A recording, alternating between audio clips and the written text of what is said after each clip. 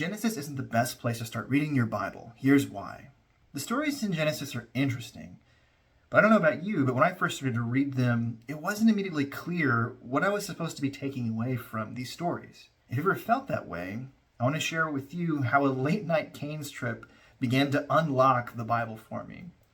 I remember I was listening to the radio when John MacArthur came on, and he said something that I'll never forget. He said that for new believers, he would encourage them to start in the New Testament, read it all the way through, and then go back to read the Old Testament. So why would he recommend that, and why did it make such a big difference for me?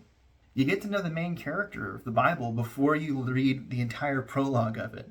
Understanding the story and who the characters are that are really kind of driving the story forward, and then going back to read the details. The second reason is that it's actually written for new believers directly in mind. They're these leaders in the church who are writing to new believers who didn't really quite know, man, how do I start to live out my faith? I don't really have a lot of great examples around me, and I just don't know what to do. And so these letters would include encouragements, they would include correction at times, and they would also include just general applications as to, hey, this is what it means to be a Christian, and this is how you can actually live it out. Another reason that's kind of very practical is that if you look at the Old Testament size, it's literally 4 times bigger than the New Testament.